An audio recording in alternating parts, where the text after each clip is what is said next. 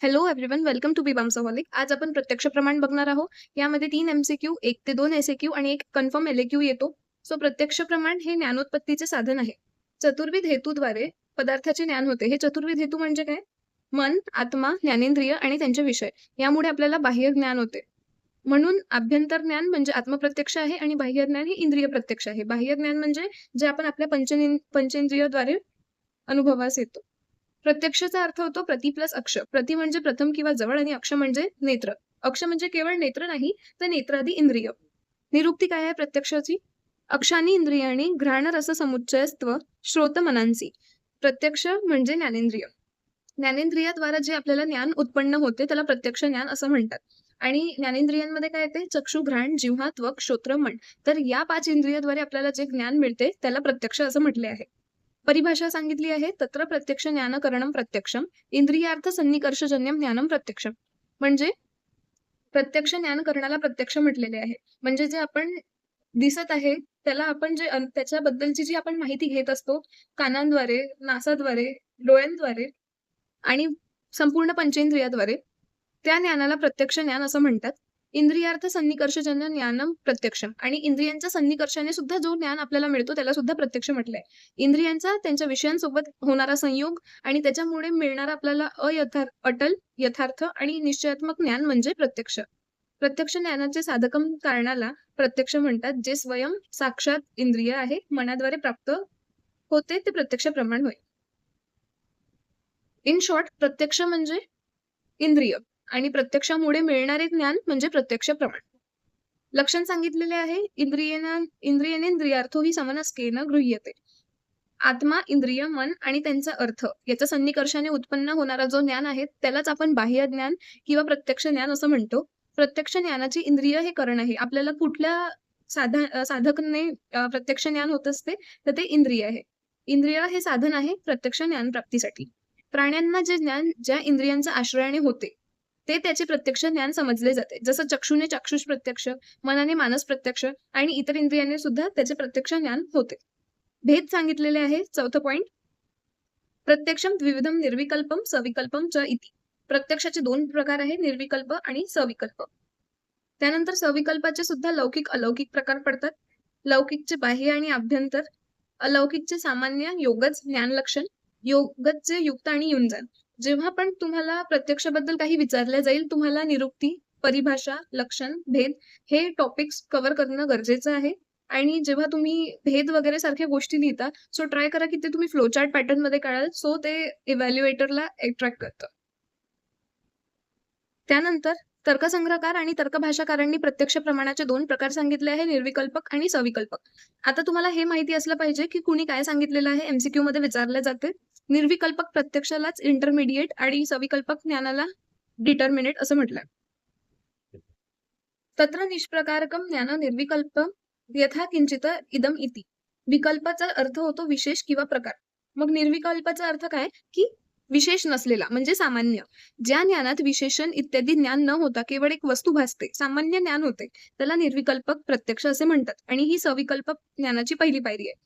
तर सविकल्पक म्हणजे काय? अनुभवास येणारे प्रत्येक सविकल्पक ज्ञानात विशेषण, विशेष्य, संसर्ग प्रकार येतात. म्हणजे जर आपल्याला एखादी वस्तू दिलेली आहे तर ती वस्तू आहे हे सामान्य ज्ञान आहे, पण नेमकी कुठली वस्तू आहे हे विशेष ज्ञान आहे. सो एखादी वस्तूबद्दल माहिती होणं निर्विकल्पक ज्ञान आहे. हे अतिंद्रिय ज्ञान याला म्हणतात. जसं प्रथम क्षणी जे प्रत्यक्ष ज्ञान होते, दुरून तुम्हाला एक काहीतरी दिसत आहे, ती वस्तू आहे की झाड आहे.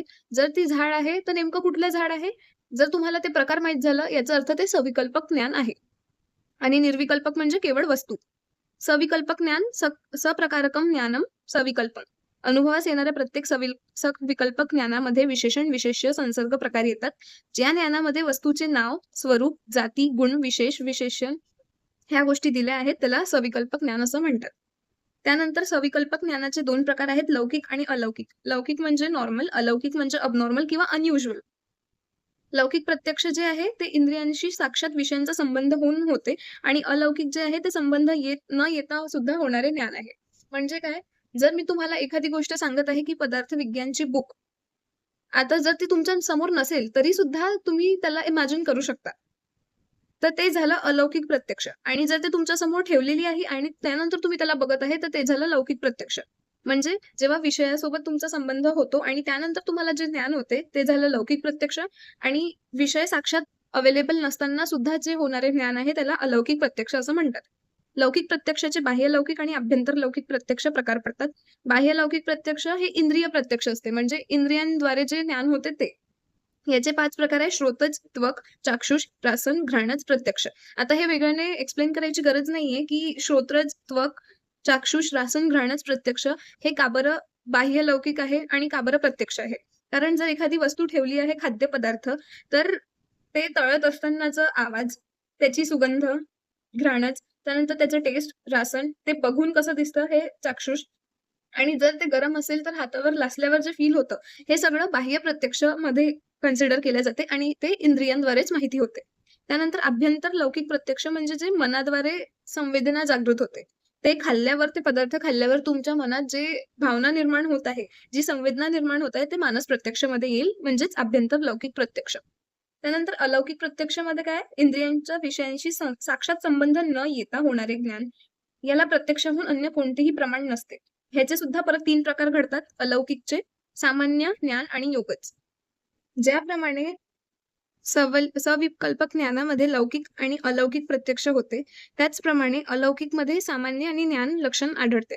सामान्य लक्षणमध्ये काय सांगितलं यांनी, वस्तूचा सामान्य जातीचा ज्ञान होतो, परंतु वस्तूशी प्रत्यक्ष सन्निकर्ष न होता हे सुद्धा ज्ञान होते. म्हणजे ती वस्तू तिथं अवेलेबल नाही आहे तुमच्या समोर, तरी सुद्धा तुम्ही रफली त्याला सांगू शकता, की काय आहे नेमकं. म्हणजे एका वेळी घट पाहिल्यावर त्यानंतर प्रत्यक्ष घटाला न पाहता सुद्धा तुम्हाला त्याचे ज्ञान होते. म्हणजे जर आता मी जसं एक्झाम्पल दिलं होतं, की पदार्थ विज्ञानची बुक ती तुमच्या समोर अवेलेबल नाही आहे, तरी सुद्धा तुम्ही एकदा बघितल्यानंतर मी त्याचं नाव घेतलं, की तुमच्या डोळ्यासमोर त्याचं फ्रंट पेज दिसणार. तर ते सामान्य लक्षण झालं. ज्ञान लक्षण म्हणजे काय? वस्तूच्या विशिष्ट जातीचे ज्ञान होते. यामध्ये वस्तूशी इंद्रिय सन्निकर्ष न होता सुद्धा वस्तूचे दर्शन अगोदरच्या ज्ञानाने होते. इथे एक्झाम्पल दिलंय बर्फाला न पाहता सुद्धा किंवा स्पर्श न करता सुद्धा त्याच्या शीतलतेचे ज्ञान होते. ही विशिष्ट गोष्ट झाली. जर फक्त एक वस्तूचं ज्ञान होतंय तुम्हाला, त्याचा सन्निकर्ष न होताना सुद्धा, तर ते सामान्य लक्षण आहे आणि तिथल्या कुठल्या विशिष्ट जातीचं किंवा फीचरचं तुम्हाला ज्ञान होत आहे, तर ते झालं ज्ञान लक्षण. योगच लक्षण सांगितले आहे. हे केवळ योगी पुरुषांना योगाभ्यासाच्या आधारावर होते. त्याचे सुद्धा 2 प्रकार आहे, युक्त आणि युंजान. युक्त म्हणजे जे त्यांना नेहमी सदैव सर्व प्रकारचे ज्ञान होते ते आणि युंजान म्हणजे ध्यानाच्या आधारावर जे पदार्थाचे ज्ञान होते, जे त्यांना सिद्धी प्राप्त होते, ते युंजान असते. तर अशा प्रकारे आपण प्रत्यक्षाचे टाइप्स, त्याची निरुक्ती, व्याख्या आणि लक्षण बघितलेलं आहे. हे तुम्ही वाचून घ्याल तर तुम्हाला लक्षात राहील. तरी काही डाऊट राहिलं तर प्लीज लेट मी नो. आता आपण प्रत्यक्ष बाधकम बघणार आहोत. आतापर्यंत आपण काय बघितलं, की प्रत्यक्ष म्हणजे जेव्हा गोष्ट आपल्या समोर ठेवलेली आहे, आपल्याला त्याबद्दलचे ज्ञान होते. पण असे काही प्रत्यक्ष बाधकममध्ये आपण हे बघणार आहोत, की असे काही बाधाकर भाव आहेत, ज्याच्यामुळे ते तुमच्या समोर असताना सुद्धा तुम्हाला त्याबद्दलचे ज्ञान होत नाही. म्हणजे काय? विद्यमान पदार्थांचे सुद्धा प्रत्यक्ष ज्ञान होत नाही. काही असे बाधक हेतू असतात, ज्यामुळे प्रत्यक्ष स्वरूपात उपस्थिती असून सुद्धा त्याचे ज्ञान होत नाही. त्याचे 8 कारण आहेत. म्हणजे तुमच्या समोर ही बुक ठेवली आहे, इव्हन दो तुम्हाला त्याबद्दलचे ज्ञान होत नाहीये, तर काय रिझन्स असू शकतात? आता हे वेगवेगळे एक्झाम्पल्स देऊन एक्सप्लेन केलेलं आहे. हे ज्ञान ग्रहणातील दोष आहेत. म्हणजे तुम्हाला ते ज्ञान होऊ देत नाहीये. ह्यासाठी 8 रिझन्स आहे. सांख्य आणि चरकांनी सांगितलेले सेम आहेत, फक्त शब्द वेगळे वापरले आहेत. प्रत्यक्ष ज्ञानास बाधक भाव सारखेच आहेत. अतिदूरात, सामिप्यात, इंद्रियाघातात, मनोअन्वस्थानात, सौक्षम्यात, व्यवधानात, अभिभावात आणि समानाभिहाराश्च. अतिदूरात म्हणजे काय? प्रत्येक ज्ञानेंद्रियाची विषय ग्रहण करण्याची मर्यादा ठरलेली असते. जास्त दूरचं देखील दिसत नाही. आकाशात उडत जाणारा पक्षी दिसेनासा होतो. प्रत्येक इंद्रियासाठी डिस्टन्स ही लिमिट आहे. तुम्ही नेत्र म्हणा किंवा घ्राण म्हणा, जर तुम्ही दूर असाल, तर तुम्हाला आणखी म्हणजे तुम्ही एका ठिकाणी असाल आणि तुम्हाला दूरचा पक्षी दिसणार नाही किंवा तुम्हाला दूरचा सुगंध सुद्धा येणार नाही. याचं एक्झाम्पल आहे, आकाशात उडत जाणारा पक्षी दिसेनासा होतो, अतिदूरात. असून सुद्धा पक्षी आकाशात उडत आहे, बट तुम्हाला ते दिसत नाहीये. हे झालं फर्स्ट रिझन. सेकंड आहे सामिप्यात. जसं दूरच्या गोष्टीसाठी आहे, त्याचप्रमाणे जवळच्या गोष्टींसाठी सुद्धा आहे. हा दोष केवळ चक्षुरेंद्रिय ग्राह्य विषयांमध्ये उत्पन्न होतो. फक्त चक्षुरेंद्रियसाठी हा दोष रिस्पॉन्सिबल आहे. प्रत्यक्ष वस्तू उपस्थित असताना सुद्धा अत्यधिक जवळ असल्याने दिसत नाही. 6 सेंटीमीटर अधिक जवळची वस्तू दिसत नाही डोळ्यांना. म्हणून तर डोळ्यात लावलेला काजळ सुद्धा डोळ्यांना दिसत नाही. त्यानंतर इंद्रिय घातात. इंद्रियांचे नष्ट झाल्याने किंवा इंद्रिय दौर्बल्य प्रत्यक्ष ज्ञान होत नाही. उदाहरण, बहिऱ्या मनुष्याला शब्द ऐकू येत नाही आणि आंधळा रूपाला पाहू शकत नाही.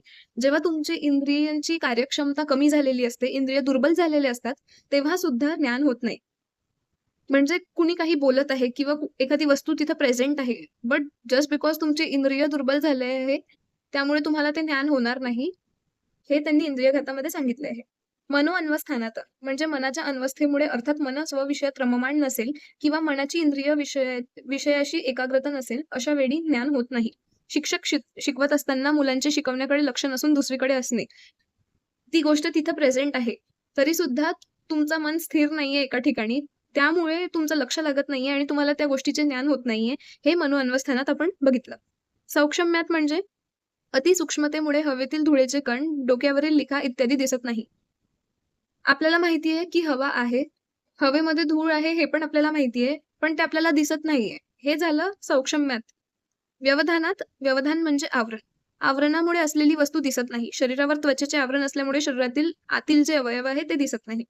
आवरण असल्यामुळे आतमध्ये काय आहे ते आपल्याला माहित नसतं. अभिभावात म्हणजे पराभव करणे. अभिभावामुळे असलेली वस्तू दिसत नाही. मोठ्या आवाजात लहान आवाजाचा अभिभव होतो. जर सूर्यप्रकाश बघितला, सूर्यप्रकाशामध्ये जर तुम्ही दिव्याचा प्रकाश लावला, तर दिव्याच्या प्रकाशाला काही महत्त्व ठरणार नाही, कारण दुसरी गोष्ट त्याला पराभव करताय. त्यानंतर समानाभिहारात म्हणजे समान वस्तूच्या राशीत मिसळल्याने वस्तू कळत नाही. जर तुम्ही हातातील तांदूळ मोठ्या तांदळाच्या राशीमध्ये टाकले, तर तुम्ही टाकलेले तांदूळ कुठले आहे ते तुम्हाला लक्षात येणार नाही. हे झालं समानाभिहारात. तर असे आपण 8 प्रत्यक्ष बाधककर भाव बघितले आहेत. ते आहेत अतिदूरात, सामिप्यात, इंद्रियघातात, मनोअन्वस्थानात, सौक्ष्म्यात, व्यवधानात, अभिघातात, अभिभावात, समानाभिहारात. यालाच चरकांनी वेगळे शब्द दिले आहेत. जसं चरकांनी अतिदूरातसाठी अतिविप्रकृष्ट वापरलेला आहे, सामिप्यातसाठी अतिसन्निकर्षात वापरला आहे, इंद्रियघातातसाठी करण दौर्बल्यात वापरलेला आहे, मनोअन्वस्थानात सेम आहे, सौक्ष्म्यातसाठी अतिसौक्ष्म्यात वापरलेला आहे, व्यवधानातसाठी आवरणात वापरलेला आहे, अभिभावात सेम आहे आणि समानाभिहारात सुद्धा सेम आहे. ज्या डोळ्यांना वस्तू दिसते ते डोळे स्वतःला बघू शकत नाही. प्रत्यक्ष हेतूच नसल्यामुळे प्रत्यक्ष हेच प्रमाण मान्य ठरते. त्यानंतर प्रत्यक्ष प्रमाणाचे आयुर्वेदमध्ये उपयोगिता काय आहे? व्याधी विनिश्चयासाठी. जर तुम्हाला कुठला व्याधी विनिश्चय करायचा आहे, तर आपण त्रिविध परीक्षा बघितली आहे, अष्टविध परीक्षा बघितले आहेत. त्यामध्ये आपले इंद्रिय प्रत्यक्षपणे ज्ञान घेतात. त्यामुळे आपण व्याधी निश्चिती करू शकतो. रोगाचे ज्ञान करणाऱ्या इच्छेने प्रेरित वैद्याने रसनेंद्रिय सोडून अन्य इंद्रियांद्वारे आतुराची परीक्षा करावी. तेच सेम एक्झाम्पल. त्यानंतर श्रोत्र प्रत्यक्ष, फुफ्फुस हृदयध्वनी, गर्भ हृदयध्वनी, जे तुम्ही शब्द परीक्षा करून ऐकू शकता. स्पर्श प्रत्यक्ष, शरीर तापमान, प्लीहा वृद्धी, ग्रंथी, यकृत वृद्धी, स्पर्शन परीक्षा. चक्षु प्रत्यक्ष, बघून जे परीक्षा करू शकतात ते आहे त्वचातील रोग, शरीर वर्ण, शरीरातील सप्तधातू परीक्षण. रसना प्रत्यक्ष, घ्राण प्रत्यक्ष हे प्राकृत विकृत गंधाचे परीक्षण आहे. त्यानंतर आयुर्वेदाने प्रत्यक्ष अनुमान आप्तोपदेशाला प्रमुख प्रमाण मानलेले आहे. दर्शन, स्पर्शन, प्रश्न ही रोगी परीक्षा, जे मी म्हटलंय त्रिविध परीक्षा. तर अशा प्रकारे प्रत्यक्ष प्रमाणाचा आयुर्वेदमध्ये खूप मोठा उपयोग आहे. आणि आता ह्यानंतरचं जे इंद्रिय विवेचन टॉपिक आहे ते आपण नेक्स्ट व्हिडिओमध्ये बघू. थँक्यू.